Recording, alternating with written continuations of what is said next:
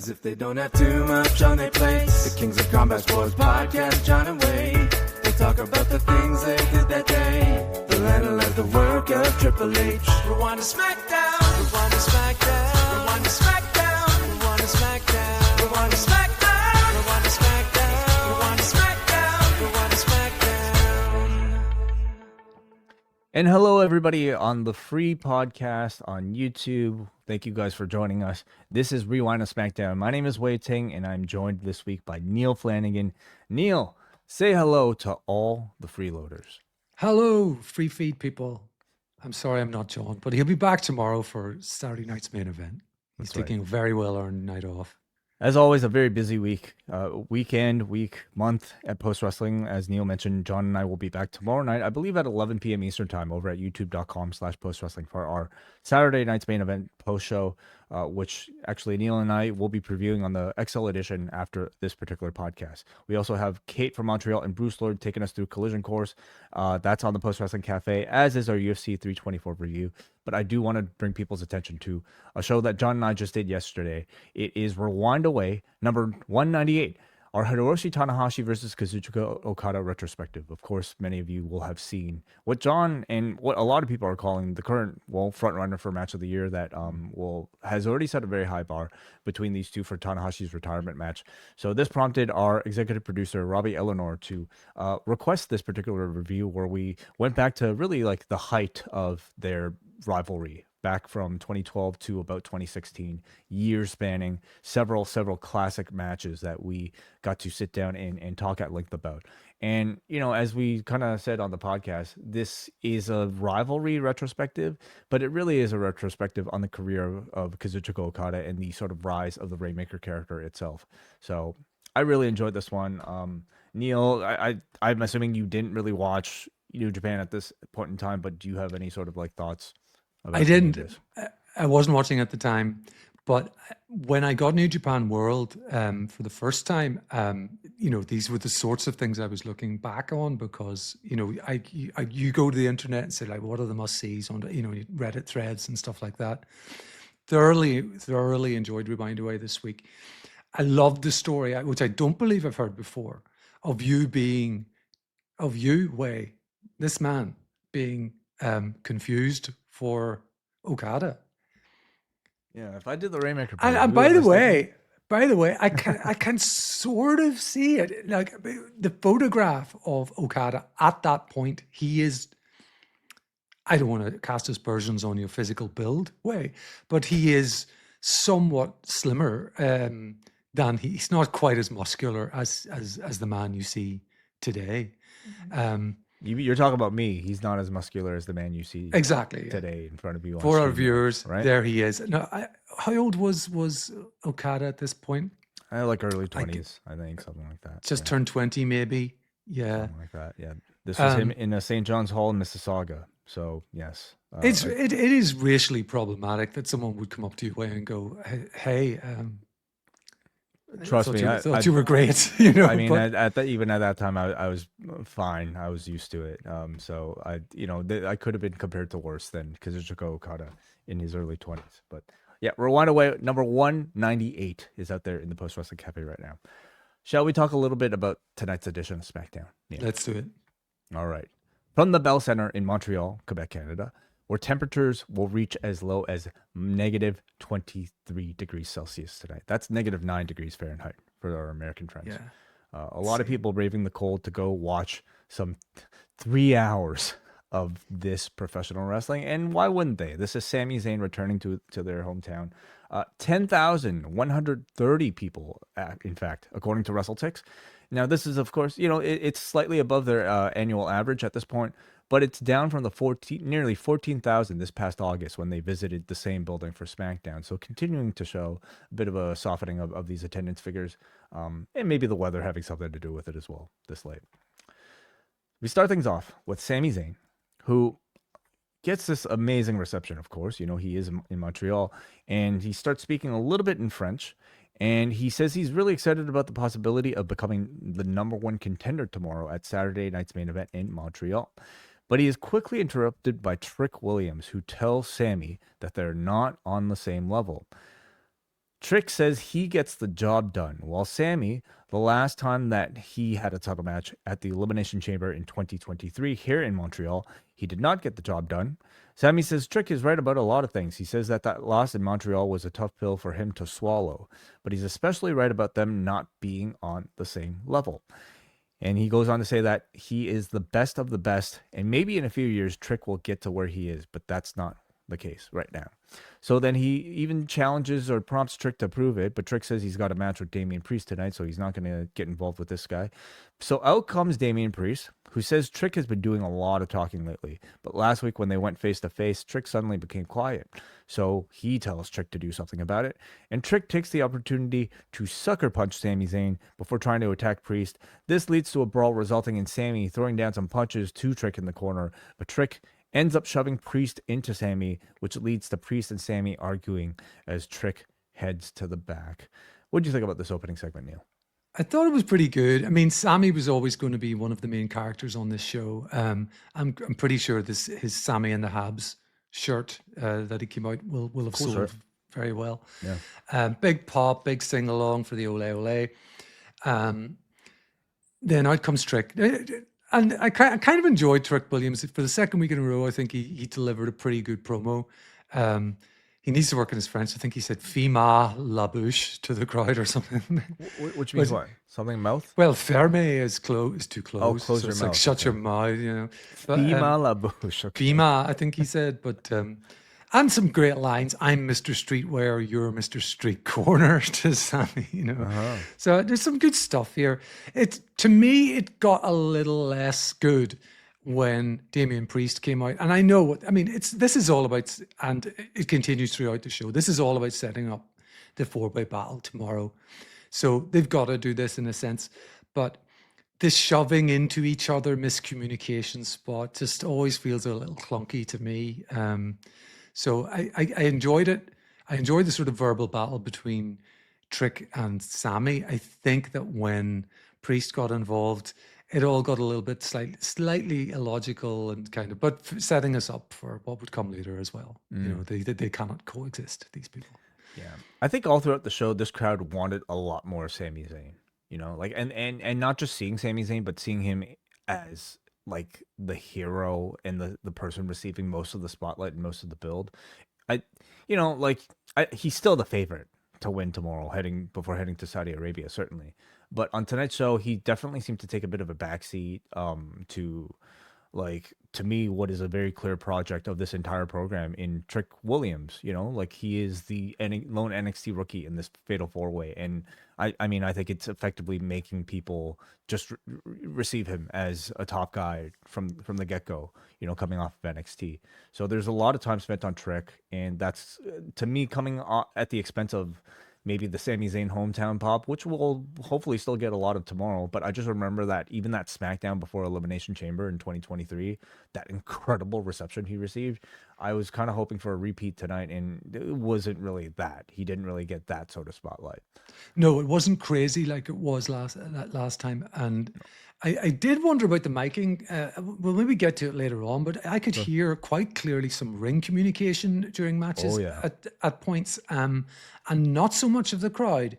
And yet you did have wrestlers at one point or another saying, you can sing all you want, I'm just going to carry on, as though what they were hearing was very loud. So I'm just throwing it out there as a possibility that perhaps the crowd were in fact louder. I don't know.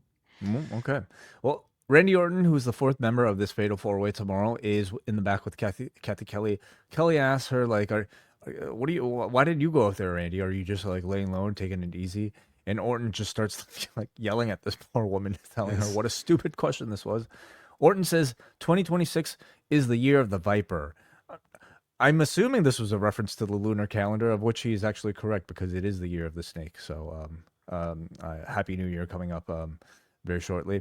And he gets into this big, amped up shouting promo about winning the Fatal 4-Way and then going halfway around the world to beat Drew McIntyre for the title with the most dangerous letters in sports entertainment, RKO. So this was, I guess, somewhat unique in that it was like Orton doing like almost felt like his take on like an 80s Hulk Hogan style promo, complete with like very red face at the end of it, like veins popping out of his head everywhere. So it was neat to hear him cut a new style, but as usual, I found the substance of the promo to be very low, like really just kind of flashy, like hit like RKO, and just kind of a lot of bravado, but not really that much said. Yeah, it was kind of old school, it's per Cathy, as you say, and it was just asking, were you being strategic by watching and not getting involved? What kind of questions? So he immediately gets red in the face, starts yelling his way, just outlined. But and of course finishes with his catchphrase. So yeah, it's somewhat cheesy in a sort of sense here. I really dislike the three most devastating letters. Like, what's that even mean? It's a good catchphrase. It's perfectly like fine, but I think he relies on it too much, like without giving you enough substance in the actual promos. To me, like in 2026, when somebody speaks, there needs to be, I think, a higher level of thought put into it. I think the promos that connect with crowds these days are people like Drew McIntyre, who actually puts a lot of logic into like his sort of digs at his opponents. With Randy, I mean, often it's sort of reliant on delivery and also catchphrases and It on could have occasion. been. Wait, It could have been about any match, any time, any year. Yeah. yeah. And it's just that call and response sort of catchphrase, well, as he says, RKO, so the crowd chant it. And Dragunov and Hayes are backstage. Ilya Dragunov, he's got a black eye from the Zayn match last week, and Hayes tells Dragunov to keep his head up after the loss. He invites him to take the open challenge again this week, and Dragunov acts as if that's a ridiculous suggestion since he's so banged up. But at the end, he, of course, says, I'll take it. Like, as if to say he was just kind of exaggerating his negative reaction. I mean, he's always game for the challenge, and that is the match that we're going to get tonight. Miz then taunts Hayes about being too friendly with his opponents, and Hayes responds by saying Dragunov gave him way more opportunities than Miz ever did. So Miz still revolving around Carmelo Hayes here. More on that later. And more on that right now, actually, because we head to our U.S. Open Challenge. Carmelo Hayes and Ilya Dragunov. This is the third time on the main roster that these two have had a match against each other for this championship, with each of them having a win apiece. Dragunov gets busted open during the commercial. Dragunov then attempts a coast-to-coast dropkick as Hayes attempts to meet it with the first 48, but it is countered by Dragunov into a powerbomb for a 2 count. This takes us to our second commercial break. They start fighting on the corner where Dragunov does this deadlift superplex to Melo from the apron. The finish comes as Dragunov goes up top, and then Miz shows up, shoving him off the corner, leading to Melo, who did not see Miz's interference, hitting the first 48 for the win. So they are seemingly continuing to build to Melo versus Miz as a program, while perhaps maybe leading to some rift between Melo and Dragunov coming out of this. What did you take from the match and also the closing angle? I feel like they're headed to Carmelo and Miz, which is like a deep pull almost at this point from their earlier partnership, which was going to be a rivalry and then got dropped, and now it's back. That's a bit of a yawn fest for me because this was a very good match. The interference shove that handed Carmelo the win was a bad finish. The US Open challenges tend to be the best wrestling on the show, and I don't like them being a shitty finish like this. The logical thing to do would be for Carmelo to give Ilya another shot because he didn't want to win that way. You see him watching the replay and he's annoyed with Miz. Instead, it looks like we're going to, Miz will somehow jump the line probably. And that's not a program that fills me with joy, or with anticipation. Yeah, Miz being a destination for all of this feels so counter to, I think, the sort of like tone of professional wrestling that they've set with this US Open Challenge being like this is their Continental Classic, right? It's like it's their part of the show that is free from bullshit. You're getting great pure wrestling action with some of the best wrestlers that are underappreciated on this roster.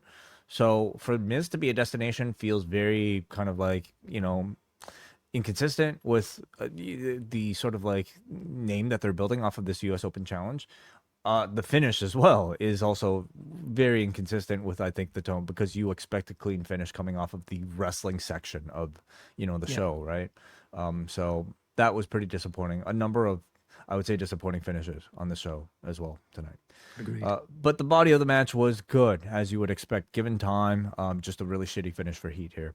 And Tom Tonga, are we still expecting him lingering somewhere around for That this US seems Open? that seems to have died away in the last couple of weeks, or at least, Yeah. But I wouldn't be at all surprised if it comes back. I think there's been talk of writing changes, writing staff changes for SmackDown, so maybe someone's put a line through that. I'm not really complaining.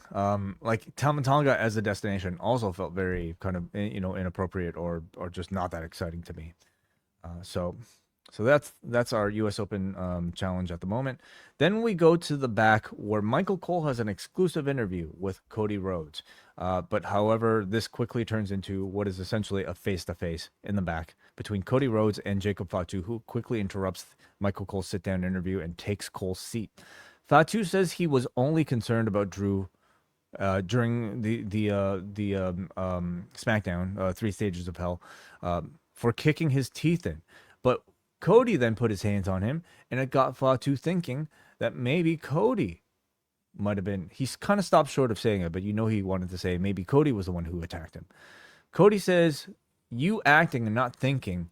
That's what got you locked up and in prison in the first place." Jeez, wow. Oh, Cody. He went there. So Fatu says, "You want to go there?" Fatu says, "That's nothing people don't already know. When I was 16 years old, I was locked down." He's saying it way cooler than I did. But when he was 18 years old, he was locked down. He got 7 kids. He has no job. And a month before he got here, he didn't even know if he had a job to come to. He said he almost got fired before he got hired. And do you know what he's referring to? Like, he's speaking of this as if like it was something we all knew. Like, The being fired before being hired thing, no, I have no idea. I mean, we all know he's had a troubled legal past, but I don't know what this was in reference to. Like, I'm assuming a reference to like maybe a similar Trey Miguel type of situation where like, the offer was presented but taken away because of the past, perhaps. I don't know. But I mean, surely now it's a part of the story, and it's just, I'm sure people out there can give us an answer at some point. He says he's not complaining because it got him here. Cody says, "I'm not the champion right now, and that's your fault." And he tells Fatu that this match could have been for the WWE Championship if you didn't do something so stupid. Fatu says that would not have happened because, as far as he's concerned, Drew was already about to win the championship when he was about to escape the cage before I stepped in to stop that. So, which I thought was actually a good point for Fatu. I mean, Yeah. It's like, in wrestling, I'm sure Cody would have ended up doing something about it, but still, like, there's some logic to, I guess, Fatu seemingly justifying not feeling bad about costing Cody the championship. Yeah. Cody says Jacob's never been in a title match, so what would he know about that? So the stakes or the tension continues to rise. Fatu says he's not like the other Samoans that Cody has faced. They've never made one like him. And he says, "You think I'm unhinged and not in control?" Then he slows down his delivery and he says, "Nah, bruh, I'm very in control. So think about that." What do you think about all this? That's what you say to me, Way, before we record. Yeah, nah, bruh, I'm very in control. I felt if this had happened in the ring, the crowd would probably be popping a lot for some of the lines from Jacob Fatu. He came off really fiery.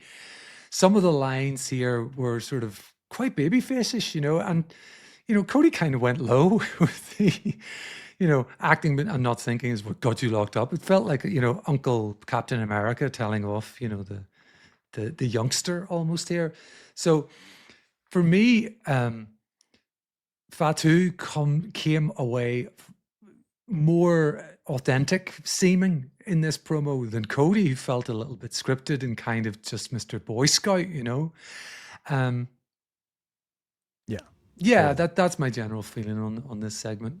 I thought this was excellent. And, for me, we always knew Jacob Fatu had incredible charisma within him in like these short bursts, incredible physical charisma in ring when it came to his matches. But in this sort of like fully fleshed out acting scene, essentially here with Cody Rhodes, I mean, I was like, I thought he was outstanding, to be able to carry like this much dialogue and not just shouting catchphrases, but like talking about his life in a very emotionally sort of affecting, way.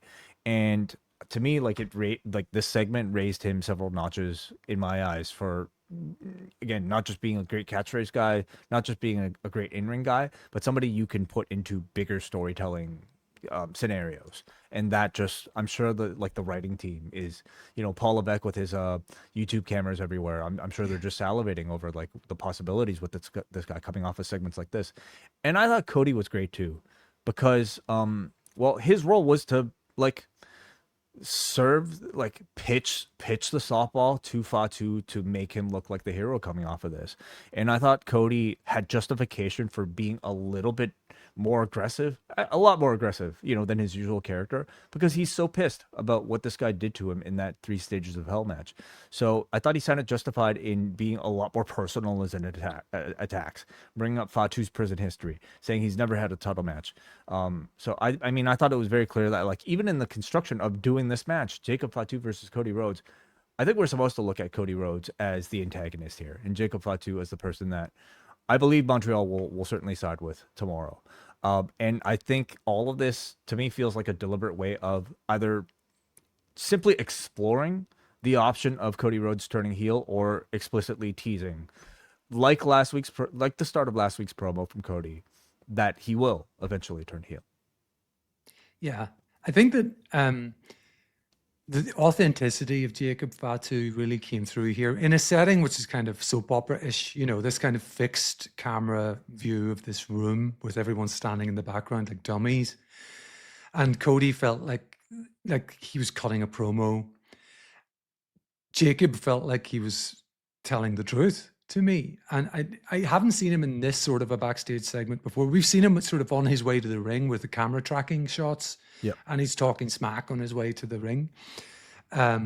Like you said, I don't remember anything with this level of dialogue in it. And it felt very true to the character rather than scripted for a character.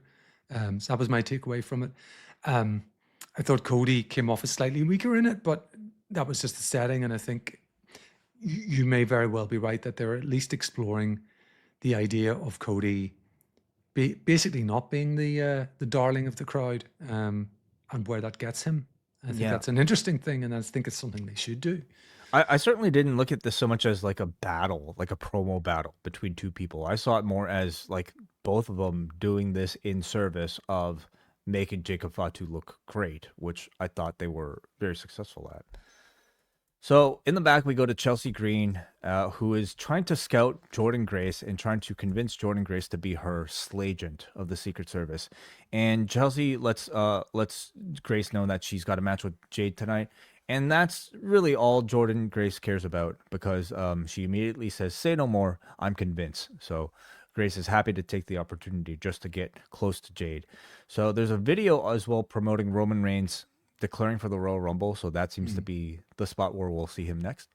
Jade versus what are your thoughts on Reigns in the Rumble? What do you think the likelihood of him winning it might be? I wouldn't rule it out at all. I think he'll certainly be very strong in it. He'll certainly in that setting in Riyadh get a massive reaction. Will he win? Who would his opponent be if he does? That is so interesting. I am kind of at sea when it comes to the build to Mania. I think things will become clear after the Royal Rumble. Could Cody three-peat? I don't see it. It could be him. By the way, I need to correct myself. He wouldn't be three-peating. Jay won last year, of course. Of course. What Cody said in his promo last week was several people have won back-to-back, but only one of those people have won it for a third time. And referring to Steve Austin. Yes. Rather not three-peating, but yes, yeah. So I mean, rather than bullshit about it, I don't know is the honest answer of the direction for Roman. And sometimes that's as a watcher a good place to be, where there's a lot of possibilities here. And it's the same with Cody. Where he's at by WrestleMania, on the spectrum of heel, tweener, and face, I think is also interesting. Yeah, I mean, I imagine we'll get Reigns' WrestleMania program spelled out for us coming off the Rumble, or at least like heavily hinted. Whether like he's going to have a major match. Of course, he's arguably the biggest star to enter it. So we look towards what his elimination will be. Yeah. I can certainly expect him being at least final two, if not the outright winner and I think no matter what, you're going to like you're in for like a big Reigns happening, for his WrestleMania storyline at the Rumble. So Jade versus Chelsea here. This is non-title. Jade is distracted by trash talking Jordynne Grace early on, but Chelsea just dives onto her with a tope suicida to start the match. And you quickly are reminded that this is Canada, where Chelsea, wearing her Mountie gear, is heavily cheered as the babyface going against Jade. And the matchmaking seems to reflect that as well, pairing her with the heel champion here. So Jade takes control, slows the pace, and beats on Chelsea while taunting the crowd and Grace on the outside. Chelsea uses this distraction again to take control with quick offense. Chelsea tries to use rope leverage with a schoolgirl pin, but she only gets a 2 count. Jade then tells Grace to watch this before hitting Jaded to beat Green. And what I felt was, like maybe this is just like the Canadian in me, but like in both Sami and Chelsea's cases, I was kind of hoping for a bit more for all of them on this show. In this case, Green, I think, should have been given a little bit more in this match because I think she was the most over person in this match in comparison to Jade and Jordynne Grace, who, is the program that they're building to.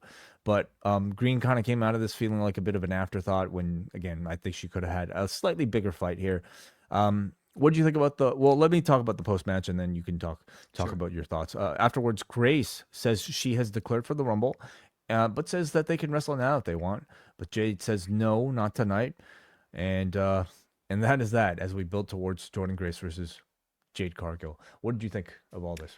Yeah, it was an exceptionally basic wrestling match. The fact that we got the fall away slam and the kip up twice, and then Jade just wins very, very decisively, even taking care of Alba Fire while she's at it. Which is, I've been calling for that for Jade, as a heel, that she should be getting dominant wins.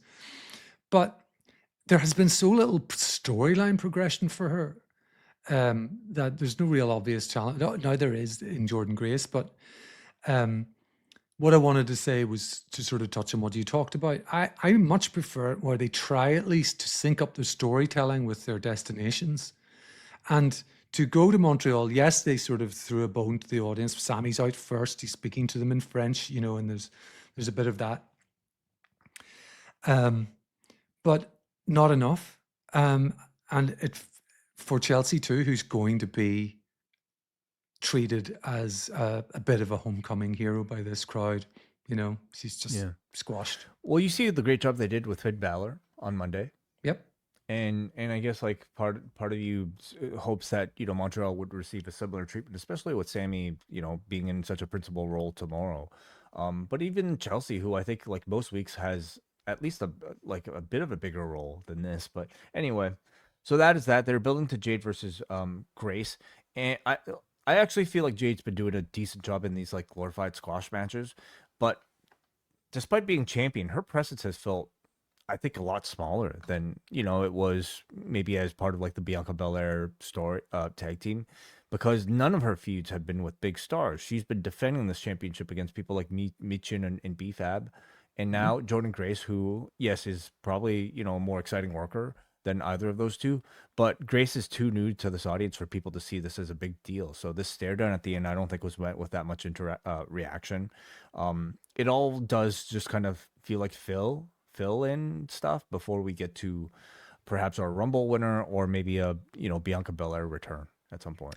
Yeah, it's weird in a sense that a lot of the bigger names in the women's division have been tied up in the chase for the tag belts, and Jade has been left with really lower mid card talent in non-title matches. It's kind of weird.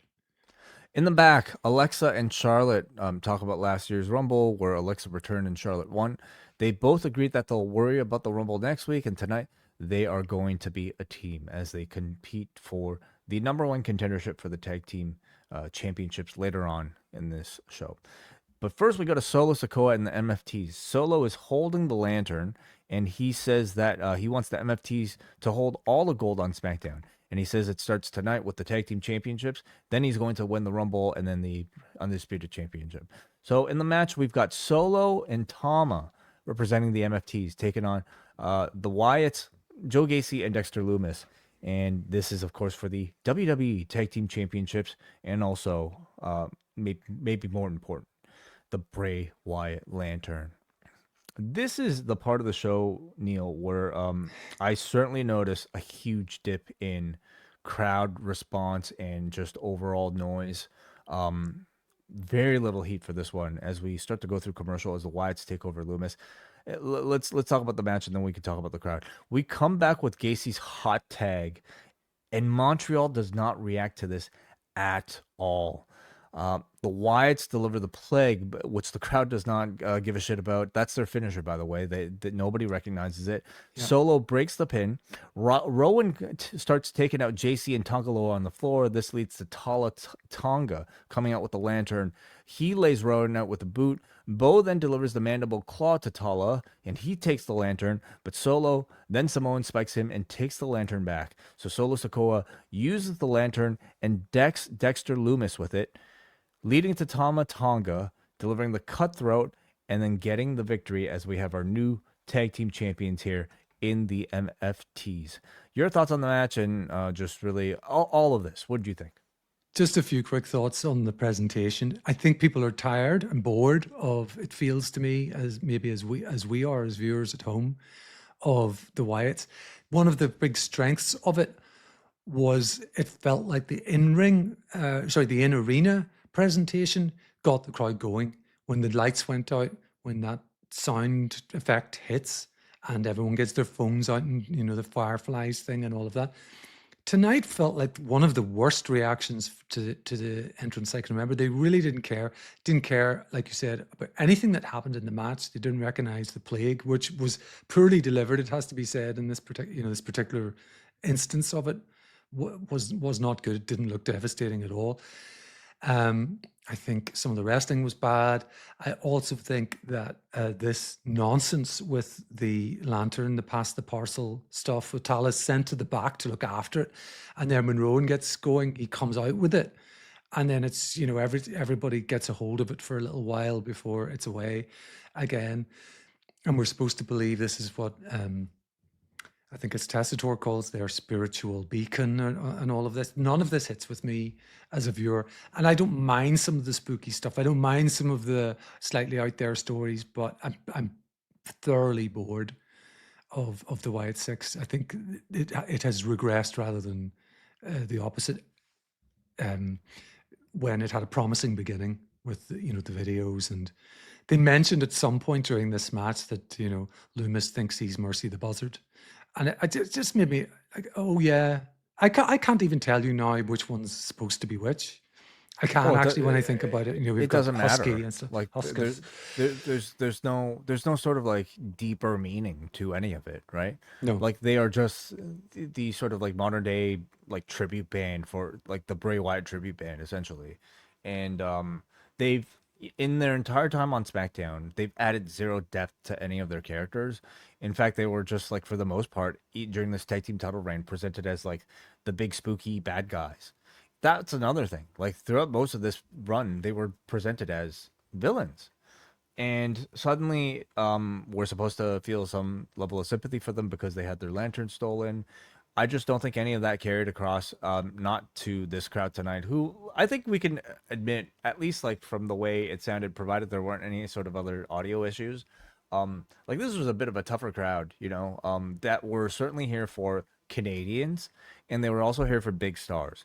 Beyond that, I mean, they didn't really have that much to cheer for, and the Wyatts, that was not an act that I think connected with them. Neither the MFTs, I thought. And I don't blame this crowd one bit.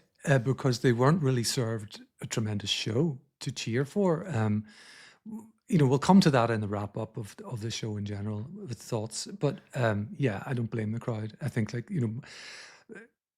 living just down the road from Belfast, there was the first time there was ever a television show. I mean, they've been to that arena many times, but only ever on the European tour. It's the first television ever from Belfast. The crowd were really up for that. They knew they were going to be on TV. I think they wanted to show out, and they were presented with a show with Irish stars doing really well in big positions.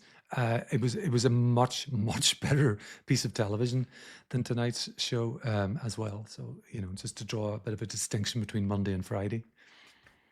So we go to the back, and Truth is with all this, and this is just an excuse for Truth to do more balls jokes.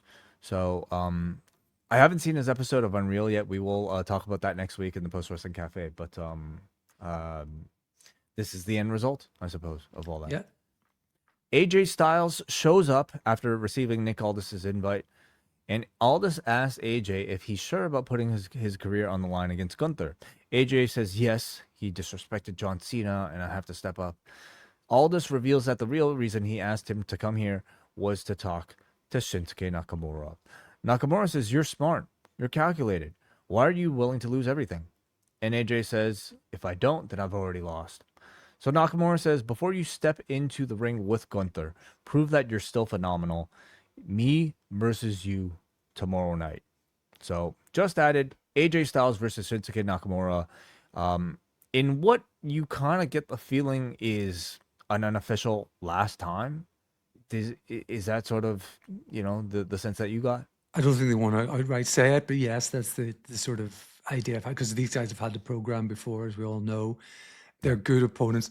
I think they want to build up AJ, obviously. So I think there's no doubt who's going to win that match, but it should be very good. And Shinsuke is high enough on the ladder, I think, that it will boost AJ's stock going in to the Royal Rumble.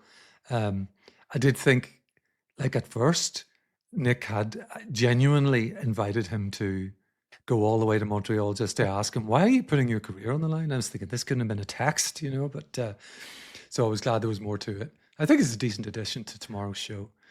Like completely cold, yeah, I think so too.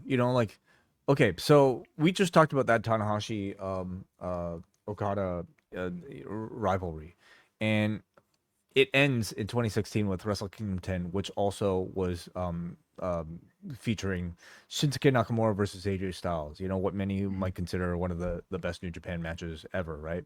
So coming off of like really that lone performance, I mean, they managed to build 7 of these matches for the WWE, which none of them have been anywhere near as good as that initial one was in New Japan. Nonetheless, they did do that WrestleMania 34 main event, and then just like 7 subsequent matches between pay-per-view and television that, again, were just kind of there. I'm really not expecting this one. Like, I still have the memory, perhaps, of like 2016 there for all of us when I see this pairing together, but I think we kind of know the reality. That said, if this is some sort of like last time type of meeting, maybe there's some sort of extra element attached to it that'll be a bit different. I can also see this leading to some sort of rematch for television or something like that. Like if they really wanted to. They have not had a singles match together since 2020, and well, let's see how they do tomorrow. Nathan Frazer versus Johnny Gargano is our matchup next. This is, of course, a feud over Fraxium's mask. Cole starts off by mentioning the passing of Bobby Duncombe Jr. Gargano, who is effectively now a singles guy because of Tommaso Ciampa's, like, we're assuming, his official exit from the company. Yeah. After a commercial, Frazer comes back with a springboard moonsault and inverted DDT. Frazer really is amazing here. He goes on this incredible run that ends with the frog splash. But even for this, Montreal is not responding much to at all. At least that was sort of my viewing of it. Frazer goes for the frog splash. Gargano avoids and eventually hits a leg capture Michinoku driver for a 2 count. Frazer then does a variation of Seth Rollins' suplex combo with his own, cutter type of move to end it. Barrett makes mention of Rollins being a former trainer of his. Frazer again then goes for the Phoenix Splash, but Gargano avoids it again. So then on the outside, Axiom comes out, puts the mask on Candice LeRae. Gargano goes to check on her, but Candice can't see. So she attacks Gargano, thinking it's Frazer. And this leads to Frazer winning with the schoolboy. So, Frazer was amazing here. Again, great showing of his athleticism. He doesn't get too many of these singles matches on SmackDown, so this felt like, his big opportunity to like, he's a dog let off his leash at the park and just like he's just running and going crazy. The gimmick I kind of feel though is that he's essentially like, he's a Seth Rollins clone, right? Like he wrestles exactly like Seth Rollins, and the commentary even kind of makes mention of the history. I don't think that's a bad thing, you know. And in fact, I hope it only draws him closer to like interacting with Rollins, perhaps on Raw or some other way, because it'll be much better for him than this SmackDown non-tag division that they've got going on. Yeah, one of my big feelings about the return of the 3R era, at least for 6 months, was at least we get the tremendous tag matches back in the tag division. It hasn't happened at all, you know. And Motor City Machine Guns are nowhere to be seen. Street Profits, I think, have moved to Raw, haven't they? And it's What have they? They haven't no, moved maybe I'm anywhere. wrong. They haven't They been just haven't been anywhere. on. That's right. That's right. Yes, because they got their old music back for 1 week, as did Johnny Gargano. And now, but tonight he got that. This was a battle of the worst themes at the beginning. We got the Fraxium stacking him, smashing him, cracking him, body count tall, we stacking him, racking him to them. I've written it down. See, I mean, I don't know. Like maybe with like maybe a slight alteration, this could have been their Kit Wilson somehow. Oh, I don't know. It's no? just terrible. Okay. Racking him to the maximum. Say it out loud. I think I kind of like it now. Yeah. Okay. No. But yes, and Gargano's terrible theme was back, so we had that. Some really good wrestling in this, and I think Fraser is a special talent, especially just at some of the speed that he can work at. But again, another instance of this MacGuffin, like a bit like the lantern with the stupid mask thing, and That they have not made feel important at all. Like No, they're trying to I don't think justify Axiom it. cares about this at all. Yeah. You know, They're trying to like justify it on commentary by saying, of course, Axiom has many masks, but this one, you know, this is extra insulting to have Gargano take it this way. And I just, I don't know. Like again, they played with a lot of MacGuffins lately on SmackDown, and like we've got, I had my rankings. I feel like Dusty's photo probably at the very bottom. Okay, completely meaningless, and then followed by Fraxium's mask, and at least the lantern they're giving some sort of story for, right? okay, Sure. But if Axiom really cared about this mask, he wouldn't be getting it back and immediately putting it at risk by covering Candice with it. This is not it's not a good story. And I mean, I don't know how much like Ciampa was supposed to figure into any of this. Like, are they kind of writing on the fly as a result? But it seems very aimless to me without any sort of like significant conclusion, or at least one that I care about. Because at the end of this, you're not getting a tag team match anymore, right? No. Like, so what is left? Like Gargano versus Axiom? Like, I don't care that much, unfortunately. So, and again, a match that, you know, as good as the action was, this crowd was not necessarily responding well to. So, there you go. Lash and Nia are in the back. They say that they're going to win because they're cohesive and they aren't going to stab each other in the back like like Charlotte and Alexa. Yeah. Drew McIntyre comes in. He says it's been a tough time since it's been over 30 years since the Montreal Canadiens have won the Stanley Cup. And the crowd boos. And he says, but wait, I'm not finished. Now you have a champion you can be proud of in Drew McIntyre. And like, that's not really it's not a really great punchline, heel or babyface. Like, he's not from Montreal. So what's he saying? Like, what? He's a great champion. Like, we've had The Rock has shown up in Montreal. So what are you trying to say? What are you talking about? I think he's trying to say, you know, he's a world representative for everyone. Okay, fine. Maybe, and maybe, Or something. Whatever. Says Cody and Jacob's therapy session was pathetic, and he reminds Cody that there's no rematch, there's no rematch even if he beats Jacob tomorrow, and he'll have to win the Rumble to get a shot. He talks about the Fatal 4-Way tomorrow and addresses each opponent. He says he then brings up Sami as the crowd starts olaying. They really let these chants breathe on the show, and that's I guess one of the things you have to do for a 3-hour show is to let these moments breathe. He says Sammy's son has been disappointed for a very long time. In fact, from the moment that he opened his eyes and realized Sami was his father. He says he doesn't care who wins tomorrow, and he just says good luck to whoever ends up facing him at the Rumble. I thought it got off to a ropey start with the cheap heat for the sports team, and then, as we've just talked about, trying to parlay that into something else, like, well, don't worry, you've got me, or something like that. It's what? But the attacks on his opponents, I thought, were funny, and good heel shtick from Drew, especially the Sami stuff. Yeah, I agree. Do you think his son shows up? Maybe not yet. No, it's Montreal. His son has to be there. Family has to be there. Which wouldn't spell a good result for Sami Zayn. Usually not. Yeah, when Khadija and the boy are there, it's not good news. But I think this could be the exception tomorrow, as we'll talk about later. So Rey Fenix is in the back, and he confronts Trick Williams. He says that he hasn't forgotten how Trick cheated to beat him. Trick says, you can have the first title shot when I win tomorrow if I end up remembering your name. So I don't think Trick is necessarily winning the championship anytime soon, but they are teasing Phoenix versus Trick as a continued feud between the two. Then we go to Kit Wilson. By the way, a lot of response to our latest short over on our Post Wrestling TikTok, Instagram, and YouTube. A lot of people responding to our editor Sean's compilation of featuring you too, Neal Flanagan, of our thoughts on Kit Wilson. Got in there. And the incredible progression of opinions we've had on this guy's segments from last year all the way to most recently January. Arguably certainly the biggest star on our YouTube Post Wrestling social media profiles, Kit Wilson here. Kit Wilson, Kathy Kelly asks, what is so triggering about Matt Cardona? It's a great question. Love the verbiage. Kathy Kelly knows what she's doing. She loves politics, I'm sure. Matt Cardona interrupts and asks why he hates him. And Kit Wilson says, your perfectly manicured beard, your 10-10 chiseled jaw, your big beefy shoulders, and before Matt Cardona could say thank you, Kit Wilson goes on to say, men like you have no accountability. They expect the world to bend around them. You are toxic masculinity. So Cardona just he's like, I don't know what you're talking about. I'm getting out of here. We can join see the club. We can see each other in the ring at some other time. So this is a match that's coming up.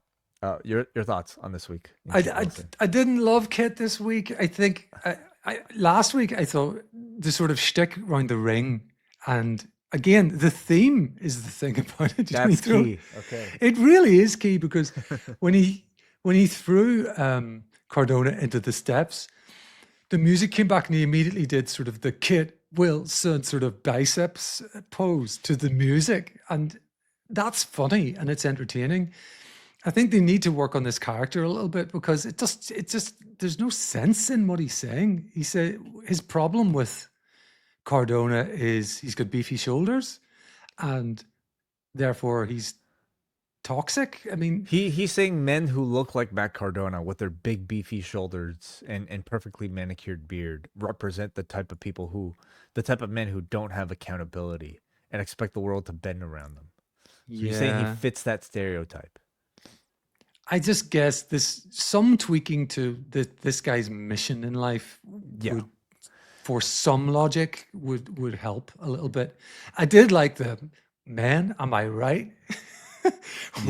That he said to Kathy when Matt sort of stormed off.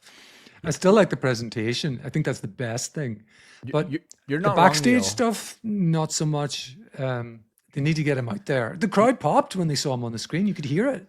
You're not wrong in that they need to better define Kit Wilson's interpretation of toxic masculinity. But that is also a minefield that I don't know if I want this WWE SmackDown writing staff to try to navigate. This was, I guess, the best that they could do. Somebody who looks like Matt Cardona as being a problematic sort of thing. But maybe he could go a little bit deeper or a little bit more definitive. So we're gonna get this match at some point. Like Matt Cardona should just come back and what is the sort of antithesis of toxic masculinity? Anyway, whatever. I don't even want to talk about it now. Charlexa versus Julia and James versus Lash and Nia. This is a triple threat match for the #1 contendership. Charlotte and Alexa are trying really hard to wake this crowd up early on as Alexa delivers a big plancha to the heels heading to commercial break. Back from break, and we have Charlotte fighting off the heels in a 2-on-1, trying to reach Alexa for the hot tag. Lash and Kiana team up to deliver a double delayed suplex to Charlotte, and this is where you could really hear Charlotte counting down Two, three. three. Now, before she hits the counter DDT to Lash and Kiana. They pull Alexa off the apron to delay the hot tag. Nia then goes up top for a Super Samoan drop, which allows James to sneak underneath for a big Tower of Doom spot that gets a pretty good reaction here. Nia pounces James away from Charlotte. Charlotte finally gives the hot tag to Alexa, but this moment, for whatever reason, seemed to really lack the drama that you would have expected coming off of the amount of time that they spent to build to this Alexa hot tag. Instead, it was really met with very tepid reaction. And I wonder if it was just because everything going on was mistimed, or if it was just the fact that there was so much chaos happening, taking your focus away from Charlotte getting that hot tag. So Alexa comes in, she fights out of a Samoan drop, hits a DDT. Julia is up top and she's about to kick Alexa, but for some reason, they have to stay paused in this moment forever as Alexa is just waiting for Julia to come down. And I think the reason was because they were waiting for Nia to get up behind Alexa, because Nia was supposed to be the one to take the dropkick. Mistimed and poorly executed all of this. James eventually hits the 401k. Legend then hits her forearm. Legend then catches Bliss and swings her into the lash extension. But Charlotte comes in with the spear, and this allows Kiana James to pin Alexa Bliss to win the match and the future tag title shot. So I did not think this was a very good match. Again, it suffered seriously from poor heat from this Montreal crowd. Yeah. And these triple threat tag matches, I know there was a really good one on NXT this past week. It's on my list to check out. Have not yet. I actually actively want to, because I heard great things about it. But the two they've done on the main roster so far that feature 3 women in the ring at the same time, coupled with the tags, I think they've been quite bad. To me, they've been just messy and chaotic without, I would say much clear narrative for the crowd to focus on. I thought they were onto something here with a 2-on-1 for Charlotte to build to that hot tag, but the hot tag just didn't work out, and it just seemed to dissipate from all the chaos surrounding them. What did you think about the match? Yeah. I felt the same way. I think that the fact that the hot tag didn't get a reaction was probably because the crowd saw what we saw, which is a poorly timed match, a bit of a mess at points. Who do you blame? I really don't know. All of them probably to a degree. I did think Lash Legend looked bad in this match at several points. I mean, she took a Rana that just was so slow motion. She took the pump kick to Bliss when she was set up for the Sister Abigail. Everyone seemed to miss time there. I just don't know who was really at fault. While Bliss is in suspended animation, waiting to take a kick to the head, and I don't know. It just seemed like it broke down quite a bit. Which, ironically, the commentator said this is breaking down fast, and I was thinking, yes, it sure is. And even the finish was kind of weird. I mean, you've got this US champion. I know every time I'm on a Friday, I talk about this. But this partnership between Julia and Kiana James, I really dislike it, and I thought they were going to stop it and start afresh with the second reign with this title, and they haven't. And I just find it puzzling. They seem to be building Kiana James more. Mm-hmm. Certainly, they were building up her part from the commentary desk way more, calling it her coming out party, calling her maybe the most underestimated woman on the roster. Meanwhile, Julia has the title and she's an afterthought. Agreed. I mean, I think the predicament they find, or they think, exists, is that Julia can't cut a promo, so she needs essentially somebody to kind of be a translator. But I just don't think that's enough. And I think it's also confusing what role exactly Kiana James plays, because she was presented first as the manager, or what is it? Yeah. She's the brand manager? Is that what the character is? Brand manager or brand representative or something strange like that. So it doesn't make sense why she would suddenly be a competitor that is being positioned on the level of a Julia. Why exactly is she a brand manager if she's so good as an athlete. So like that part doesn't necessarily compute with me. And not to just mention like the chemistry that they've never really established between these two No. as even client and manager, I suppose. It's it's not good, and I think that was at least in part of the reason why this crowd did not respond to this, because these two, for as much time as they've spent with gold around them, are just not at all over. So I think it also just speaks to some of the titles, some of the secondary titles, and particularly the ones on SmackDown, because they don't care about this women's US title, and they didn't care about the WWE tag titles either, which this time last year were kind of hot, particularly compared to Raw. Um, and it just makes me go back to an earlier thought, which is that there really should be one. Just like the women's tag team titles, there should be one set of tag titles for the men, because they're so devalued at the moment.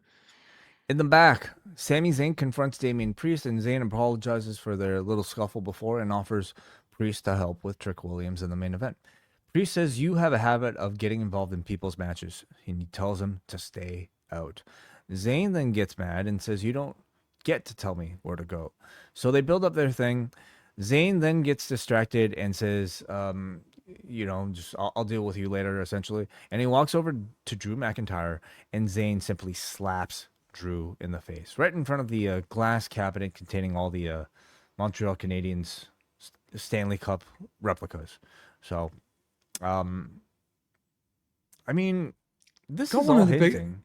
got one of the biggest reactions of the night. This video, you could a clip from the back, you could hear the crowd.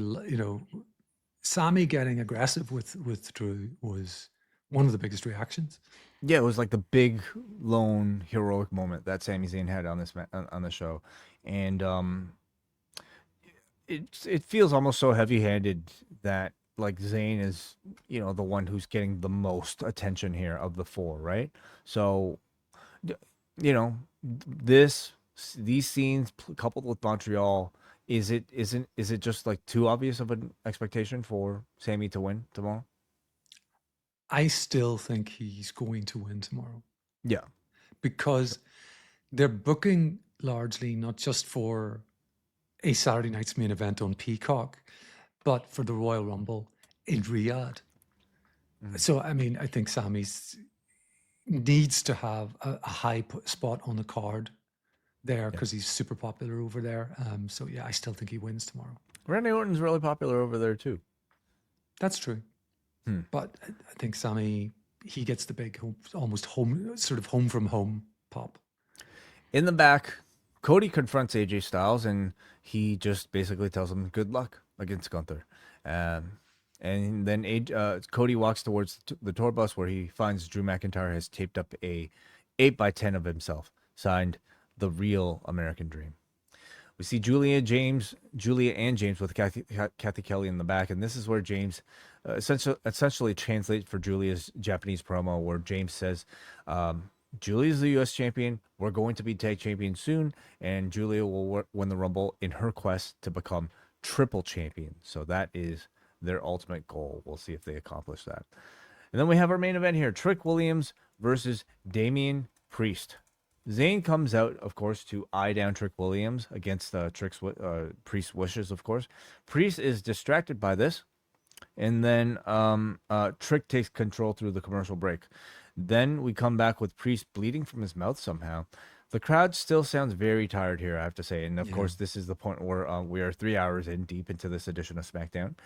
We come back with, a series of flashy kicks that ends with a double down. Trick avoids it. Trick shot is avoided, but Priest delivers the flatliner for a 2 count. They fight to the floor, where Trick flapjacks Priest onto the announce table before throwing Priest into Sami Zayn to knock the both of them down. This prompts Zayn to run in, decking Williams to cause the DQ finish. And because this is Montreal, the crowd didn't seem to mind the finish that much. In fact, they were probably louder for Sami Zayn cutting it off and DQing it than they were for most of anything in the match itself. But man, watching it, like, it's a terrible finish for an edition of SmackDown, among like several bad, very predictable sports entertainment like finishes on this show. Yeah. And overall, another match on the show that just did not feel important to this crowd. And for his part, how do you think the match went, and how do you think Trick Williams looked? The match was okay. Two big men, it's telling the story of them being very evenly matched in the beginning and sort of trying to build up Trick, I think, is, the real aim of this. It was all right. It wasn't kind of a main event standard. It was, again, I don't want to make too many comparisons to my near hometown, but I mean, it was nothing compared to the main event on Monday. It was a very, very and a lot of that, I think, well, I mean, it's the build, it's the stature of the performer. Okay, like Balor versus Punk is, 50 notches above Trick Williams versus Damian Priest. This is just a very standard, match. And coupled with the fact that you did not have near any of the atmosphere, right? Like even for a Montreal crowd, which I think like traditionally has been a really, really hot venue for WWE television. In this case, even though Sami Zayn's like wrestling in the 4-way tomorrow, should they have had Sami in a singles match here instead, or at least have him play a bigger role? That would be a question. I agree. I thought like Trick looked good, fine. I think at least you could say of the standard here. He's taken up a lot of screen time, and I think he's being like shoved immediately into like this top mix or upper tier mix. Yeah. And I don't think he feels out of place. Like his confidence, his charisma, of course his size, all seem to make him match up well. And I thought this was a pretty good test for Trick, to go up against somebody like a Damian Priest to see if he would feel off. And I don't think he did. He felt like he belonged, I agree with that, yeah. So afterwards they all fight. It ends with Trick hitting the trick shot. This is when Randy Orton comes in. He delivers the RKO, which this crowd goes absolutely crazy for. Orton and Zayn then share a moment in the middle of the ring. And Orton RKO's Sami Zayn, laying him out in the middle of the ring in his own city. I think a good chunk of this might be them playing with our expectations to ultimately end the weekend with a Sami Zayn victory in the same ring.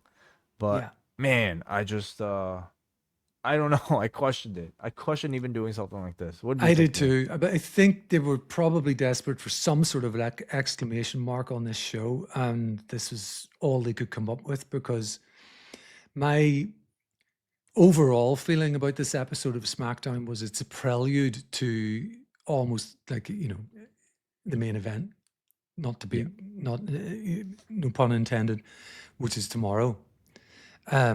So everything apart from the TV programs, or the 4 TV programs, which Gargano, Frazier, the Wyatts, the US Open Challenge, this was all very much a build for Saturday night's main event. If I had paid what you have to pay to go to a live WWE show these days for this, I would have been pretty disappointed in what was served, I think. Yeah. To me, if I was in that live crowd braving those temperatures. I wonder if tomorrow, assuming Sami wins, has that big hero moment in Montreal, that we'll look back on tonight's edition of SmackDown as some sort of like necessary or like beneficial like setup for that moment. Like, is seeing Sami laid out in the middle of the ring in his own hometown to close the show with Paul Levesque and Lee Fitting etched on his body, like, will this somehow make the moment tomorrow night, presuming he wins, better? I don't know. I wonder. I question that. I question that versus like Sami, like being, having his hand raised, up high, maybe laying out Trick Williams or like Damian Priest or maybe even Randy Orton, and having his music blaring. Like, would that not have made for a similar effect tomorrow? I just wonder about these things, and I just continue to take myself back to being in that building in Elimination Chamber in 2023 and just thinking how big of a, like, not just a regular hometown wrestler, but like somebody who really felt like he was like the biggest act that Montreal has seen. Like, I'm trying to think, a comparable. Like, I'm trying, like, I mean, maybe even since Brett, if you want to talk about that as like, somebody that this company is this town is adopting as like a hometown guy. So I don't know. as an international viewer at that time, that permeated.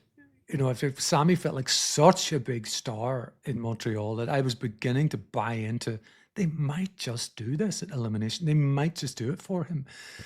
And I think Jesse was with you guys, and he was starting to maybe believe, and and once that gets a grip, it's kind of wow, this was a world away from that tonight. So I know it wasn't a PLE or anything, but all the same, he's already cooled down a lot from that. So like these sort of scenes to me are like kind of risks, to affect his sort of like aura in front of this audience. But again, maybe we'll leave judgment for tomorrow night, when I will be back with John Pollock at about 11 p.m. Eastern time over at youtube.com/postwrestling for our Saturday night's main event post show. Neal, will you be watching tomorrow? I will indeed. I'll be covering it for the site as well, so I'll be watching with a very keen eye. Fantastic. Postwrestling.com is where you can find Neal's recap of the show in written form. John Pollock and I will be back in podcast form.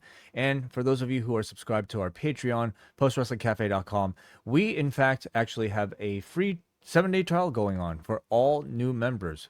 This is your last week to take advantage of our Beat the Price Increase. I guess you could call it a bit of a promotion going on, because in February we are making a inflation price adjustment from $6 to $8 for our regular tier. But if you sign up for the month of January, you get to keep your $6 rate for the entirety of 2026. So honestly, there's no going back after this. Okay, so this is your last week, and in fact, if you're still on the fence about it, well, consider signing up for the 7-day free trial. And if you don't like it, then you can say bye-bye. But that's available right now. It's also available for our double tier, for those of you who are curious about that, where Neal Flanagan will be covering all the news from the past weekend in audio form this Sunday, we can assume. That's right, and book club next week. So these 7 days will include a double show. So. And of course, shout out to our good friend Jordan Goodman for this week's edition of the Wellness Policy. That featured the two people that you're seeing right now. Jordan revealing a whole lot about his goals for the new year as we approach the rest of 2026. Yeah, so Jordan opening up for the people. Yeah. Stick around, Post Wrestling Cafe patrons, because on the XL edition, Neal and I will be previewing the rest of the card for Saturday night's main event, and also taking your feedback. But for those of you listening to us on the free feeds, see you later.